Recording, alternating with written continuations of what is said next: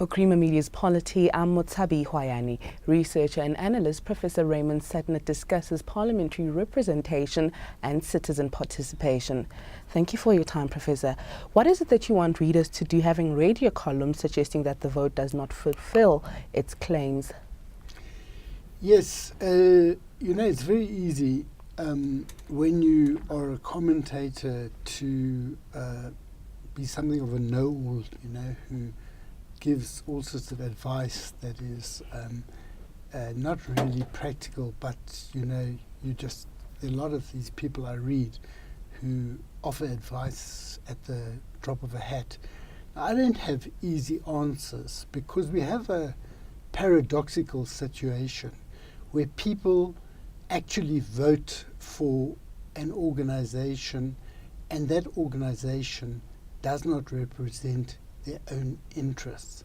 It's a paradox that the organization that was primarily responsible for the democratic constitution is itself involved in actions that might well be unconstitutional in many cases, some of which I've referred to in regard to evictions, but also in regard to giving powers to chiefs beyond that which are constitutionally justified.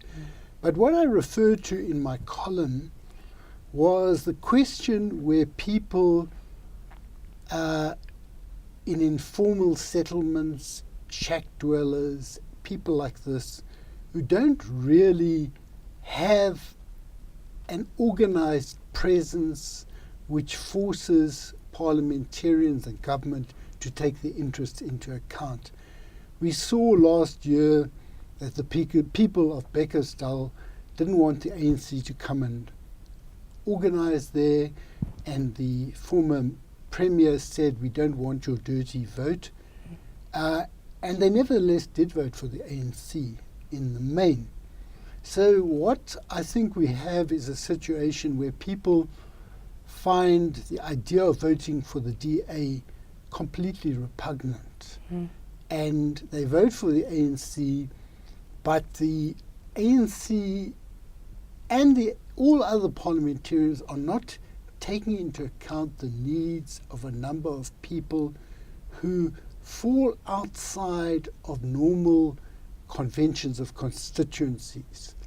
When you live in an informal settlement, it's very hard to be organized in a way where you articulate your interests, because in the 1980s, when people organized very successfully at a local level, you had fairly settled communities. So the people talked to one another and they said, "We want to do something about crime as a community." Independent of the South African police of the time, they set up street committees and various things like that. But when you have a breakdown of communities, or you have situations where communities have never really formed and they live in dehumanized conditions with sewerage in the streets, no place for children to play, no sense of belonging together. When you go about your business, it has nothing to do with your neighbor. Now, when you are a community, when you go about your business, you are aware that you live with so-and-so, and what I do may affect so-and-so, or so-and-so can help me. Now, the way in which people interface with others in these areas is very unconnected to one another, but also the environment is not a safe environment. Consequently, you also have lots of cases of vigilante violence. You also have atrocities like child rapes occurring. Now, I see these things as symptoms of dehumanization. Absolute power is said to corrupt absolutely, but absolute powerlessness also corrodes people's morale, people's ethics, and things like that. So that is why I feel there has to be something done in order to establish community life. And it also says something about the organizing of people who see themselves as progressive, the various United Front initiatives, that they're mainly aimed at organized workers. There's a sort of fetishization of the working class and a tendency to increase the marginalization of these communities. They need to be embraced in organization. How do you propose that these issues be addressed? As I said, I don't really see myself as an oracle who has got answers to every question. But what I think, and in fact I don't have answers to a lot of questions, but I think identifying a question, naming a problem, is part of the way to reaching a solution. And I think it's important that we look around us and say, this is what we hoped for in our democracy.